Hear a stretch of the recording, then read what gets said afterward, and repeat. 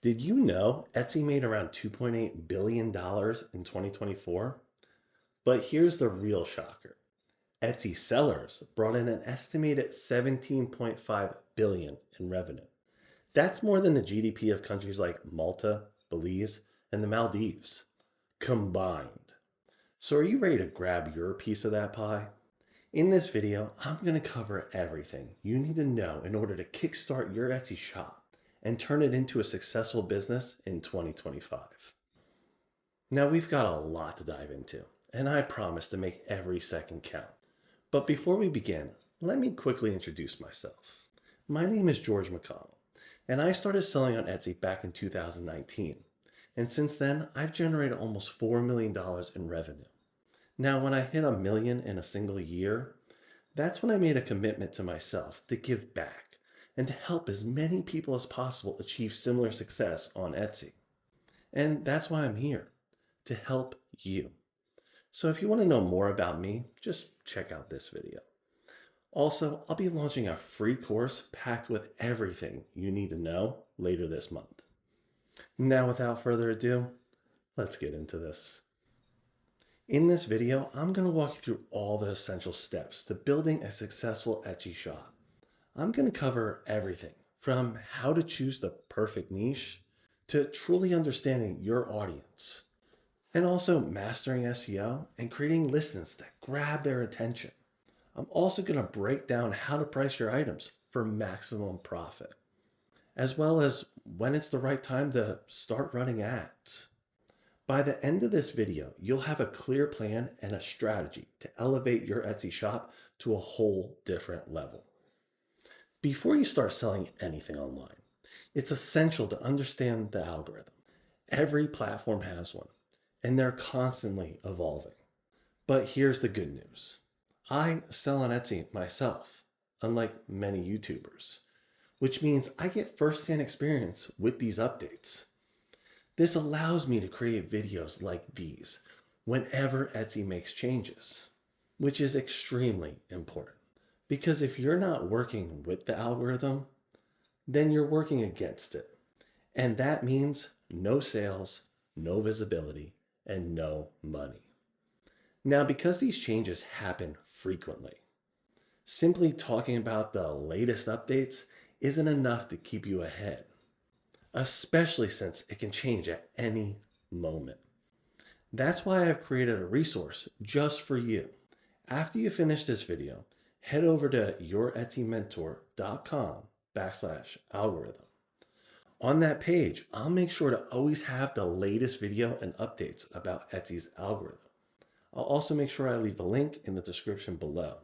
So no matter when you see this video, you'll have access to the most up-to-date strategies to stay ahead. Now let's talk about choosing a niche. This is something that's often misunderstood by so many people. Over the next year, you're going to come across countless videos claiming to teach you how to find the perfect niche, or how you can make so much money with this one niche. But here's the problem. Most of them don't even know what a niche is. Most of these videos lead you down this path of opening a general store. And the person explaining all this claims that that is a niche. It's about making designs and putting it on a ton of products. That approach doesn't work. And honestly, it's going to leave you frustrated and broke. Let me explain. See, let's first define what a niche really is. A niche is a specialized segment of the market for a particular kind of product or service. The key word there is product. For example, coffee mugs. Drinkware is the overall category, and a coffee mug would be another part of that category. Now, once you add an image to that item, the coffee mug, now you have a niche. So once you decide on your product, the next step is identifying your audience and the demographic. This is where your designs come into play. The designs you create should cater specifically to that audience. Think about it. Would a grandmother purchase the same product as a 20-year-old? Of course not. Even the gifts they buy are completely different. So, if you're targeting grandmothers, then your designs should appeal to their preferences and that age group. Understanding your audience is critical. It's what separates successful sellers from the rest. The more you know about who you're selling to and what they love, the more money you will make. Let me show you some examples. This will explain why finding a niche is essential and why opening a general store isn't the right answer. This company sells just 12 products. They focus on people getting married or have recently been married. By focusing solely on this audience and offering them only a few items, they've generated an estimated $9 million in less than 3 years. And how about this company? All their designs are cohesive and targeted towards a specific audience. This clear understanding of their customer has helped them generate an estimated $823,000 in just 3 years. Now let's compare these to a general store. Like this shop, has a little bit of everything. Exactly the kind of approach you hear recommended by so many people on YouTube. Their strategy? It's to create a design for an audience and then just slap it on all the products. Anything that you think that person is going to purchase. And the result? They've only managed to generate $32,000 in 2 years. Now, after factoring in expenses, product costs, fees, they're likely to only pocket around $5,000. So, do you see the difference? Focusing on a product and truly understanding your audience leads to unbelievable amounts of money. So find your product, know your audience, and deliver exactly what they want. That's how you make profits on Etsy. The next thing is SEO, which stands for Search Engine Optimization. The first mistake many people make is just throwing everything in their listing and everything they think is relevant to that item. You come up with a list of words for that product and you just start adding them in your tags, your description, and your titles. But here's the deal. If those words aren't things that consumers actually going to search for, then your product is not going to be seen and not going to be purchased. You should only be adding keywords that a person is going to use when searching for that item. Anything else is really irrelevant. Here's an example. When I type in gym shirts, this is one of the listings that appeared. Now, clearly, this is for yoga and not the gym. Or at least what I think when I picture a shirt for the gym. Anyway, if you notice, they're using keywords like family matching tee, sarcasm gift, and trending shirt. Things people aren't actually going to be typing in when they're searching. I want you to think about this. How do you search for products online? And how would you search for this particular product? That's how you want to think when you're formulating this type of information into your listings. Also, if you notice, they use the word avocado 5 times in their title and another 5 times in their tags. On Etsy, you don't need to do this. Etsy's SEO works by pulling keywords from various parts of your listing to match them with the shopper's search. You don't need to repeat the same word multiple times. Etsy's algorithm combines keywords. So let me explain. If one tag is avocado yoga, another one gift for her, and another one wife shirt, Etsy will pull the keywords like avocado, gift, and wife to create a combination that matches the shopper's searches. This approach allows you to target multiple search terms without redundancy, helping your item appear in a wider range of search results and specific to what your consumer is searching for. Now let's talk about your listings. Creating compelling listings on Etsy starts with understanding that consumers shop with their eyes. Your images are the most critical part of your listing. You need something that's compelling, that's going to stop somebody mid-scroll. You only have a few seconds to grab their attention. So your image needs to stand out and make them click on your product over someone else's. But it doesn't stop there. Once you've captured their attention, the next step is keeping them engaged. Every piece of vital information about your product should be included in your photos. Think of it like shopping on Amazon. When you browse through a product on Amazon, you'll notice how each photo provides a snippet of information about that item, whether it's a feature highlight, size details, or even just a lifestyle image. This strategy works because today's consumers rarely look at the description.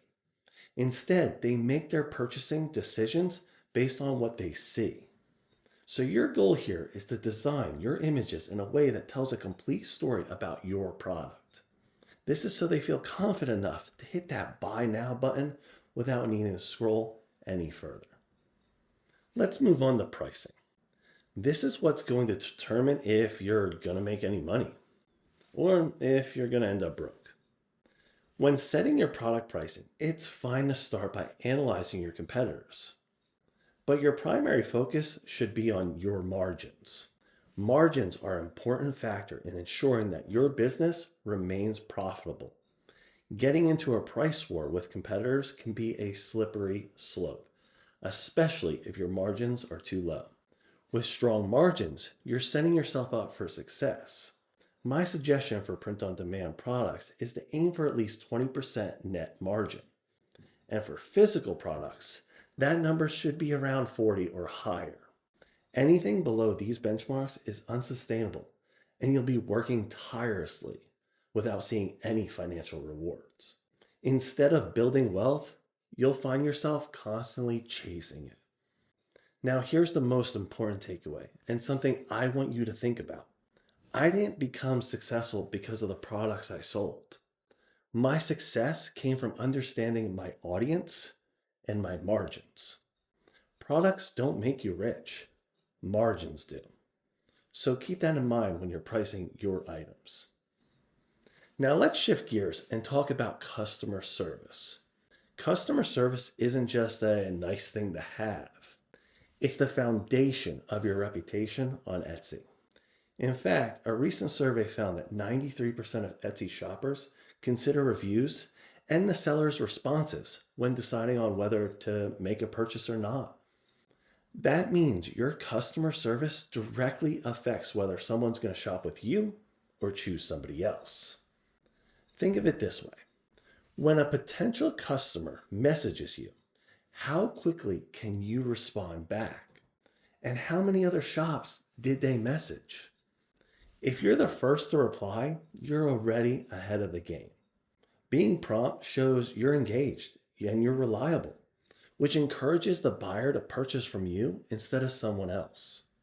Being proactive is also another huge factor. Say if there's any issues with shipping delays or the order itself. Reaching out to the customer first before they even contact you can make all the difference. It shows you're on top of things and you care about their experience, turning a potential frustrated customer into a loyal customer. While the quality of your product is important, how you handle these issues is even more critical. A small problem can turn into a positive experience if it's managed with great customer service. In fact, customer service alone outweighs both product quality and shipping times, especially when done right. It will secure the sale and create repeat customers who trust your shop and come back over and over. Ads. Everyone pushes ads. And you're going to see a lot of videos on how you should immediately start using Etsy ads. Now, please don't get me wrong.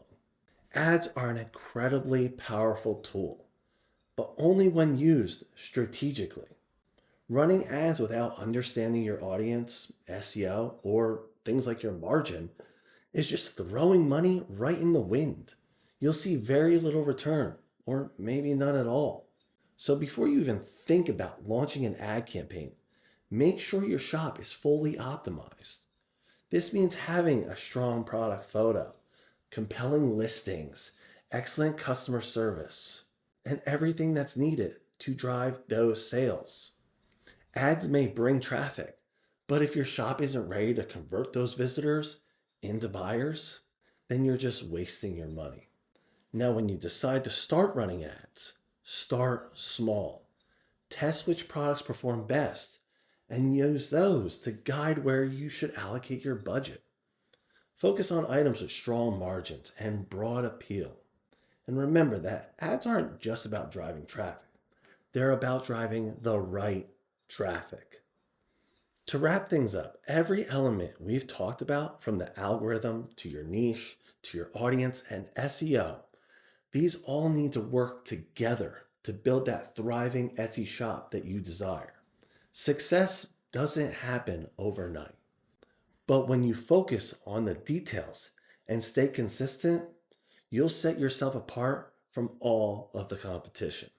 So keep refining, keep learning, and remember, your journey is just as important as the destination. Now let's make 2025 your year for success. If you have any questions, please leave me a comment. You know I love to hear from you. And thank you so much for watching. I'll talk to you soon.